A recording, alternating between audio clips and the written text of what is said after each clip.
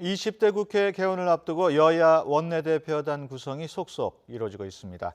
더불어민주당은 원내 수석 부대표에 운동권 출신의 재선인 박완주 의원을 선임했고 새누리당도 다음 주 초에 인선을 마무리할 예정입니다. 전국 소식 살펴봅니다. 장성호 건국대 교수 그리고 유용화 정치평론가 스튜디오에 모셨습니다. 안녕하십니까? 네, 안녕하십니까? 네, 안녕하세요. 예. 더불어민주당 원내 실무 협상을 담당할 원내 수석 부대표 운동권 출신은 박완주 의원을 선임을 했습니다. 네. 좀 세대 교체로 볼 수가 있을까요? 예, 지금 이번 총선의 민의는 어차피 세대 교체다 이렇게 저는 생각을 하고 있습니다. 예. 새누리당도 마찬가지고 더민주도 마찬가지고 특히 이제 더민주 같은 경우는 수도권에서 승리하지 않았습니까? 예. 호남에 대한 판단은 일단 유권자들은 국민당한테 일단 밀어주고 그 다음에 대선 국민에서 야권 연대라든가 야권 통합을 주문한 것 같은데 그런 차원에서 봤을 때 특히 더민주 같은 경우는 수도권에서 앞으로 제1당의 위치를 고수하고 이끌어가기 위해서는 예. 정치적인 세대 교체, 50대가 당의 전면에 나서는 그런 어떤 얼굴 그런 것들이 상당히 중요하다고 보기 때문에 예. 이번에 박완주 재선 의원이죠. 그리고 물론 이분이 안희정 충남도지사 사단이긴 하지만 여러 가지 지역 그리고 계파 여러 가지가 화합적인 조합을 각 당이 지금 조심조심해서 지금 내년 대선을 향해서 한 걸음 한 걸음 앞으로 나가고 있는 그런 스탠스가 아닌가 저는 판단하고 있습니다. 예. 유용화 평론가. 저는 우상호 신임 원내대표가 너무 칼날을 분명히 하는 것 같아요. 예. 과연 이렇게 해서 국회에서 협치라든가 협력 이런 부분이 과연 가능하겠느냐. 예. 물론 자신들의 86 그룹들을 중심으로 해서 지금 대변인도 결국은 기동민 또 이재정 이렇게 예. 상당히 칼라가 분명한 사람 또 임명하지 않았습니까? 원내 수석 부대표라는 건 잘 아시겠지만 실질적인 협상을 하는 사람인데 예.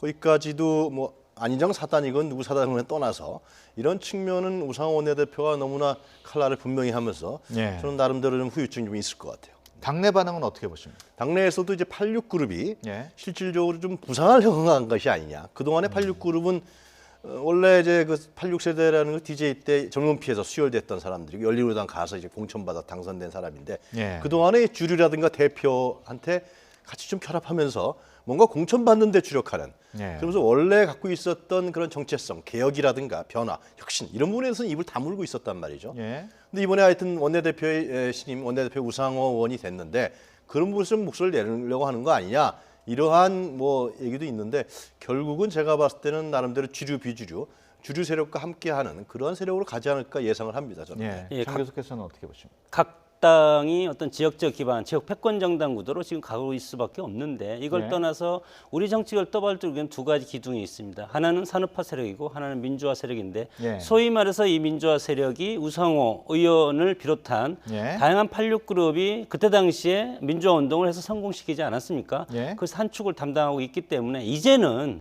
총선이 없지 않습니까? 공천 어떤 전쟁도 없지 않습니까? 그렇기 때문에 내년 대선을 앞두고 당의 색깔 그리고 당의 주인인 민주화 세력이 물론 과거에 DJ나 YS도 민주화 세력이지만 그 밑에 실질적으로 정말 운동권이라고 하는 그때 당시에 사회 변혁 세력이 이제는 어느 정도 제도권에 들어와서 과거의 그 설익은 그런 어떤 이념적인 그런 것들이 이제 어느 정도 다듬어졌다고 저는 봅니다. 그런 차원에 봤을 때 제도권에서 그때 당시에 그런 젊은 혈기 이것을 제도권에서 신선하게 바꾸는 그런 역할을 할 수도 있다고 봅니다. 우상호 의원이 원내대표로 당선이 됐고 네. 지금 부대표 인선을 했습니다만은 차기 당 대표 구도에는 어떤 영향을 미칠까요? 상당히 영향을 미치리라고 봅니다. 일단은 8월 말 9월 초에 전당대회가 있을 텐데 예. 그때까지 한시적으로 김종인 대표의 역할이 이제 정해져 있는데 예. 물론 문재인 대표도 대선 국면에서 어떤 여러 가지 선명성 경쟁을 보여야만이 국민의당으로부터 훨씬 더 우위에 설 수 있는 그런 어떤 선명성이 가장 큰 무기이지 않습니까? 네. 이런 차원에서 봤을 때 훨씬 더 개혁적인 인사가 당대표 그리고 젊은 인사가 당대표에 나설 가능성이 저는 훨씬 더 많아졌다고 봅니다. 예. 어떻게 보십니까? 저는 이제 원내대표단이 물론 원내 부대표는 아직 수석 부대표만 정했습니다만 상당히 민주 반민주의 구도라든가 그런 과거의 86그룹들이 원내대표단에 포진을 하게 되면서 더불어민주당의 원내대표단 활동이 상당히 안티적인 이러한 거기서 갈 확률이 크다라고 생각합니다. 그리고 예. 상당히 그 나름대로의 정체성을 고집할 가능성이 크고 이런 부분은 바로 당권에 연결이 되겠죠. 연결이 예. 되면서 이런 부분이 주류가 형성된다라는 것이죠. 이런 부분 주류가 형성된다는 것은 결국은 친노 주류한테 우호적인 흐름으로 가게 된다라는 것입니다. 그렇기 예. 때문에 당권에 있어서도 상당히 그 친노 주류라든가 친문재인 세력들이 당권을 장악하려고 하는 그 흐름을 탈 가능성이 크다. 그렇게 되면 근데 결과는 비주류와 예를 들면 지금 주류가 또 한 번 격돌하게 되는 예. 당권과 대권 가도에 있어서 더불어민주당이 뭔가 좀 이 가운데에서 좀 예. 중립적이고 중화적이고 조정하는 이러한 세력들이 좀 성장해 나와야 되는데 이런 부분들이 좀 보이지 않는 것이 상당히 안타까울 것 같아요. 예. 우상호 신임 원내대표가 그 김종인 비대위 대표하고는 어떻게 잘 맞을까요?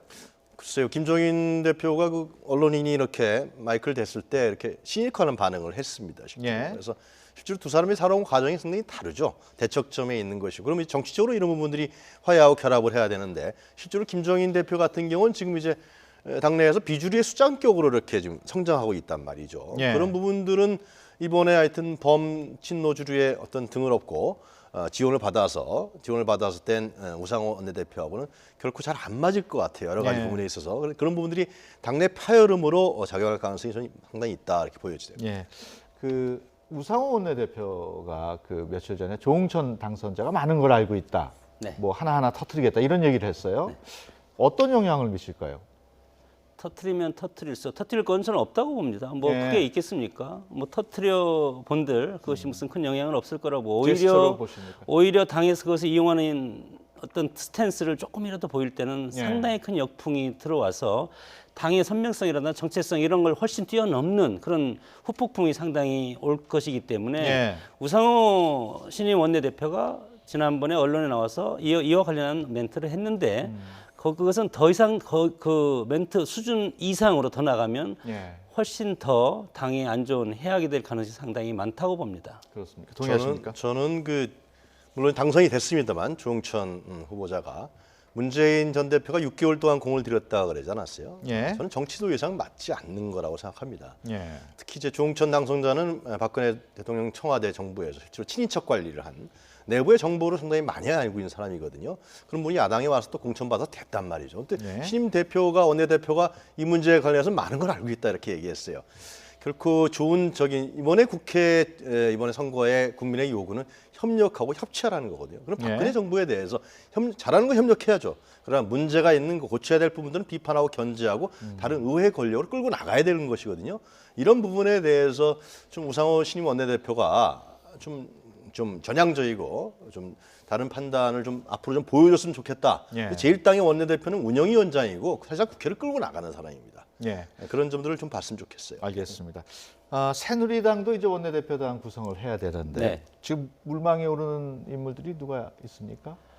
그러니까 지난번에 원내대표는 충청 그리고 정책위 의장은 TK. 예. 그럼 나머지 지역에서 협치를 해야 되지 않겠습니까? 지역적인 협치라든가 개파적인 안배 이런 걸 봤을 때 수도권 재선 출신이나 아니면 강원 그리고 네. 부산 경남 지역에서 원내 부대표단이 나와야 되지 않을까 이런 차원에서 봤을 때 경기도에서 있는 주광덕 의원, 네. 청와대 정무수석도 했지 않습니까? 그리고 네. 김선동, 그 강원권에서 김진태 의원, 또 부산에서 김도읍 의원 이 정도 수준에서 네. 원내 부대표가 나오지 않을까 그렇게 봅니다. 어떻게 예상하십니까? 저는 그 여당의 원내수석 부대표는 상당히 두 가지 기능이 있어요. 하나는 이제 청와대하고의 상당히 소통이 잘 되고 협력이 잘 돼야 되고 예. 또 하나는 야당과의 문제인데 기존의 원내수석 대표를 보면 이제 김재원, 윤상현, 조원진 청와대하고 협력 관계가 강한 사람들을 임명했었단 말이죠. 예. 근데 이번에 이제 이 총선에서 의회가 의석수가 바뀌었기 때문에 심 정진석 원내대표는 고민이 많겠죠. 청와대하고 관계도 좀 많이 원활해야 되고 반면에 야당하고 협력 관계가 어떻게 보면 상당히 중요하거든요. 그래서 그런 부분에 대한 고민이 있을 것 같은데 대부분의 재선 3선 의원들이 이 개파를 갖고 있습니다. 그렇지 않으면 생존이 불가능하기 때문에. 예. 그래서 지금 언론에 거론되는 부분들을 제가 분들을 쭉 보니까 다 뭐 비박계라 친박계 이런 한 번씩 걸친 분들이란 말이죠. 예. 그래서 아마 정진석 신임 원내대표는 친박 쪽에서 대통령 권력이 남아 있기 때문에 친박 쪽에서 개파색이 좀 옅은 사람 이런 사람을 고르거나 선택할 가능성이 크다. 저는 그렇게 보여집니다. 새누리당이 이제 비대위도 구성해야 되는데 네. 뭐 개파 갈등이 좀 있는 것 같아요. 총선 참패의 어떤 그 기분이 벌써 사라지지 않나 저는 그것이 상당히 걱정인데 초심으로 돌아가야 된다고 봅니다. 4.13 총선 그 결과 발표가 나오는 날 그때 참패로 판정이 됐을 때 그때 심정 모든 것을 다 버린다고 했지 않았습니까? 국민들한테 무릎 꿇고 석고대지하고 그러나 지금 시간이 점점 흘러가니까 그런 것이 없어지고 벌써 이제 원내대표 정책위의장 이렇게 뽑으면서 다시 지지율이 오른다고 봤을 때 이 지지율이 오르는 것이 반사적으로 오르는 것이고 중도적인 에서 야권의 어떤 실수로서 다시 이제 새누리당은 오는 이런 일시적인 현상인데 이것에 만족하면 안 된다. 정말로 초심으로 돌아가서 비대위를 정말로 아주 당을 새롭게 뜯어 고치는 환골탈태라고 하지 않습니까? 지난번에 뭐 원희철 원내대표가 뼈까지 갈아서 끼는 그럴 정도로 새누리당 자체를 완전히 새로를 만들 그런 비대위가 구성이 돼야 된다고 봅니다. 새누리당이 10일 날 그 초선 의원 연찬회가 예정이 돼 있습니다. 그때 좀 목소리가 나올까요? 새로운 목소리 목소리가? 나오겠죠, 당연히. 초선 의원들은 아무래도 물론 여러 줄도 많이 서서 공천을 받았겠지만은 그러나 중요한 것은 초선이기 때문에 개파색을 드러내지 않고 할 소리 할 겁니다. 정진석 신임 원내대표가 그런 부분이 연찬을 강조하는 이유는 그런 목소리를 좀 담아보자라는 것이죠.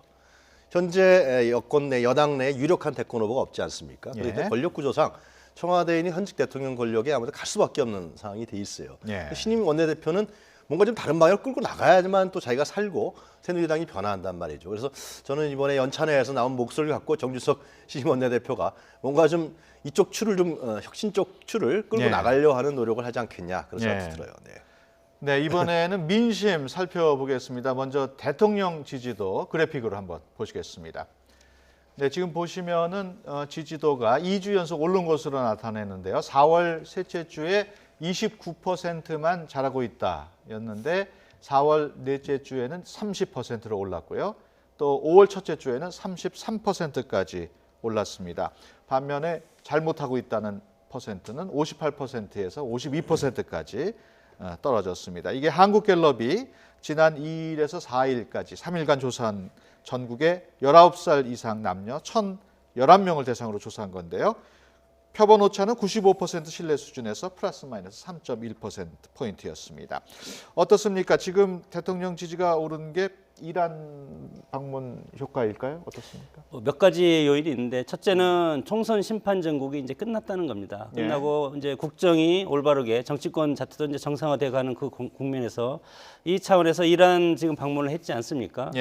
이란을 방문함으로써 제2의 중동붐 여기에서 국민들은 아버지 박정희 대통령의 그때 당시의 향수를 일정 부분 박근혜 대통령을 통해서 이렇게 회상하는 그런 차원에서 지지율이 일정 부분 올라갈 수도 있고 두 번째는 이란과의 여러 가지 52조 정도 MOU 체결하고 이것이 뭐 실질적으로 얼마까지 실질 계약이 될지는 이제 알 수는 없지만 그런 것도 있고 그리고 세 번째는 핵 문제죠.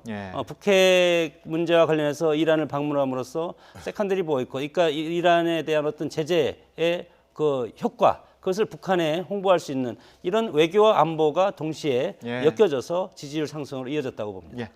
네, 이란에 대한 기대감이죠. 국민들의 기대감. 경제가 굉장히 안 좋은데 구조조정 문제 나오는 이런 분이 대통령 방문을 해서 물꼬가 터지면서 경제가 나아질 수 있지 않겠냐 이런 기대감이 여론조사에서 잡힌 것 같아요. 이번에는 정당 지지도 살펴보겠습니다. 새누리당은 조금 올랐고 더불어민주당과 국민의당은 좀 떨어졌는데요. 지금 보시면은 새누리당 30%에서 32%로 2%포인트 올랐고요. 더불어민주당은 24%에서 22%, 오히려 2%포인트 떨어졌습니다. 국민의당이 좀 눈에 띄는데요. 23%에서 18%, 그러니까 5%포인트 떨어졌습니다. 어떻게 해석을 해야 될까요? 그 자체 내에서도 국민의당에서 얘기하고 있는 것 같은데 섣부른 연정론이 이런 결과를 만들면서 호남에서의 지지율을 떨어뜨렸다. 이렇게 우리는 분석할 수 있을 것 같아요. 연정론이라는 건 선거에 가서 얘기했어야 되는 것이지. 현재 뭐 박근혜 대통령이 하겠다는 얘기도 없는데 이쪽에서 연정론을 얘기함으로 인해서 뭔가 정체성이 불분명해지는. 그래서 앞으로는 국민의당이 제가 봤을 때는 38석 아닙니까? 지금은 뭐 지지율이 좀 좋다 그래도 향후에 갔을 때는 더불어민주당이 예를 들면 당권도 뽑고 그러면은 38석의 제3당의 역할은 축소될 수밖에 없다. 그럼 어떻게 할 것이냐 앞으로. 이런 문제가 있는 것이죠. 예를 들면 안철수 뭐 대표가 대권을 노린다든가 그럴 경우에는 세를 확장해야 되는 것이고 정치적 파워를 키워야 되는 문제. 이런 부분에 대해서 상당히 심각하게 고민하면서 뭐 당직 개편을 한다 그러니까요. 예. 지금에 안주하지 말고 그러한 어떤 정치세의 확장 이런 네. 부분들에 대한 고민을 많이 해야 되지 않을까 생각이 듭니다. 국민의당이 뭐 재창당 수준으로 당을 체제 정비하겠다는 얘기가 나오고는 있습니다. 민심을 제대로 읽은 겁니까? 어떻게 봐야 되나요? 뭐 이겁니다. 우리 사회에서 제3당이 정말 어렵다는 것이 지금 현실로 나타나고 있는 거죠. 예. 여기서 과연 어떻게 제3당의 역할을 입지를 할 것이냐, 정체성으로 할 것이냐, 지역으로 할 것이냐. 지역으로는 이미 호남 지역에서 상당수 의원이 지금 포진하고 있지 않습니까? 예. 그러나 이것이 수도권으로 어떻게 올라올 수 있는 것이 정책적 아젠다가 있어야 되는데 그럼 새누리당과 더민주 사이에서 요 사이에 있을 것인가, 더 왼쪽으로 갈 것인가, 더 오른쪽으로 갈 것인가, 이걸 해야 되는데 그리고 앞으로 선거가 없지 않습니까? 이것을 반등할 수 있는 제3당의 제2당이나 제1당으로 올라갈 수 있는 선거가 내년 대선밖에 없다는 것이 한계고 이것이 정말 우리 사회에서 제3당이 서기가 어렵다는 것이고 여기에는 그것이 있습니다. 예. 첫째는 정체성이고 두 번째는 선명성인데 야당이 선명성이 없으면 아무것도 아니죠. 그러면 제3당이 케이스팅 보트를 한다. 지금까지 계속 반대했던 것을 새누리당이 어떤 부분은 찬성해주고 어떤 부분은 더민주로 왔다 갔다 하면 국민들이 이것을 좋아하겠습니까? 네. 그렇기 때문에 국민의당의 어떤 앞으로의 스탠스는 엄청나게 어렵고 이것을 극복하지 못하면 제3당의 역할도 점점 더 축소될 가능성이 상당히 많다고 봅니다. 예, 알겠습니다. 네, 지금까지 장성호 건국대 교수 또 유영화 정치평론가와 함께 전국 분석해드렸습니다. 오늘 두 분 말씀 고맙습니다. 감사합니다.